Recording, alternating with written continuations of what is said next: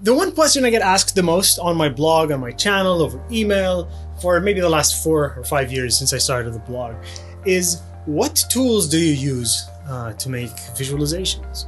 My answer is always Apple Keynote. But I've always wanted to show a little bit more details, and that's what we're going to do in this video. I'm going to show you my Keynote setup. I'm going to show you the usual shapes that I use, and some of my secrets for visualization. I hope you enjoy it. So let's do that.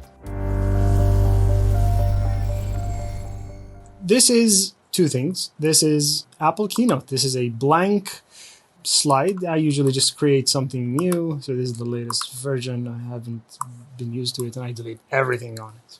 To guide us, let me show you. So this is my blog. This is the Transformer post. What you see here are all simple shapes. So I'm just going to recreate some of these.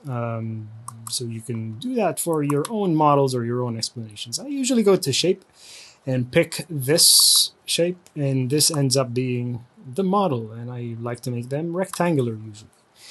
Then comes the colors. Give it a color. I tend to make them light background and then give them a dark border. Usually around 5 to 10 is the weight, I guess. So this would tend to be one of these.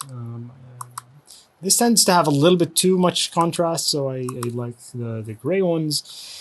And then you can just, right here, just the transformer, I guess. And then in text, you increase the size. And then that's your model. And then this is just an image you can get anywhere. One thing that I've been using to illustrate transformers is here. There's a fire thing here that I use. So this is my transformer fire that I've been using recently. It's fire, so we have to make it red, I guess. And so, boom, there's our transformer. Inputs, outputs, just the same shape, same rectangle with round corners, just different coloring. So this would be the input here. Color fill would be no fill, and then the border would be like this, and then just fill it up with any color, and then text. Arrows, clear is just shape. Get one of these arrows, put it over here, and make it maybe 10, 15, just whatever size, and usually I make it gray. So that is that. What else? And then usually I'd, do this and take a screenshot and save it as an image. That's what the next step would be. For the next image, I like this transition of just paragraph image, a couple of paragraphs in another image. So the next slide tends to be opening the model and looking inside. And so I find it usually useful for people if you show the model at the top with an example input and output, just to explain the idea a little bit to people who are not necessarily experts, people who haven't been exposed to this idea before. And then after they grasp that very high level, you can go deeper and reveal the curtain a little bit to show a little bit more details. And that's what I use here with, I do I copy this, paste it.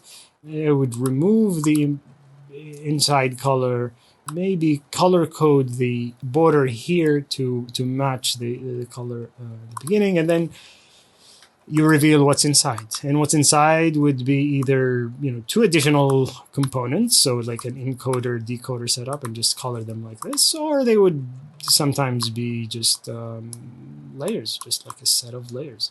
And this is exactly what you have here in the transformer and the decoders here, and it's what you have in the BERT post as well. So now you know all of these shapes and how they're made. Just you add text to it, and a lot of arrows go into these shapes sometimes. One thing that is very useful that I find in coloring things is this. In Keynote, you have these colors. They're kind of useful, but what I usually use is this, and this is not in the defaults. You have to download this file and import it into Keynote.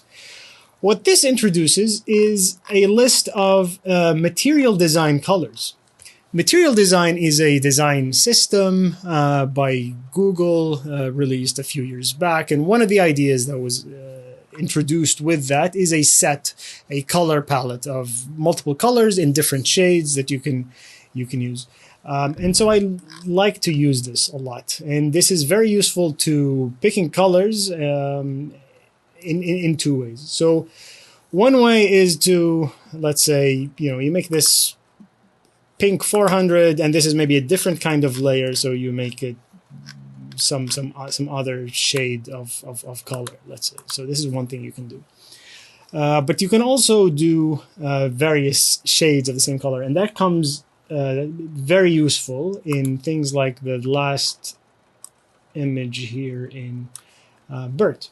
So you see this image and how it's graded in colors, and that color gradient is indicative of something happening. In this case, this is the output of layer 1, and this is layer 2, layer 3.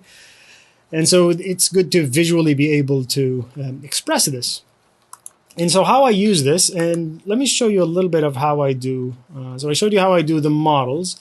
The vectors is the second component that I have to always draw. And that is basically a table. So I click this table, I choose this, make it only one row, make it smaller, and then here we set it to maybe 100, 100, and that is your vector. And then you can color it. So I tend to make it, you can choose any of these colors. I usually start from the very light colors. You can select all of the borders here and make them a different color, make them a little bigger, and they would look like this, I guess. And so if you want to show different shades or some process happening between the various vectors, one thing that I like to do is, okay, make this light green 50, this make it maybe light green 300, and this light green 600. And so there's a visual signal that something is evolving, something is developing in here. I used to have, so I had to reinstall OS X recently on this. I used to have a palette that I really loved for the Veridis color palette.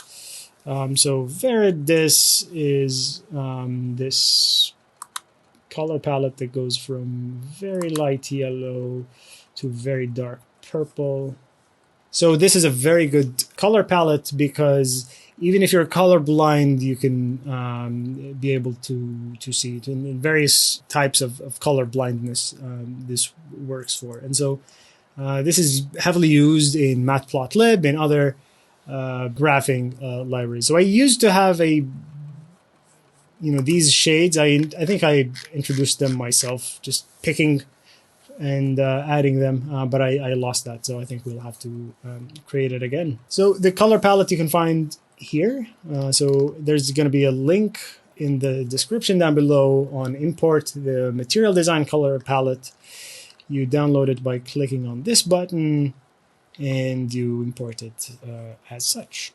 This is a quick tour of Apple Keynote and my setup.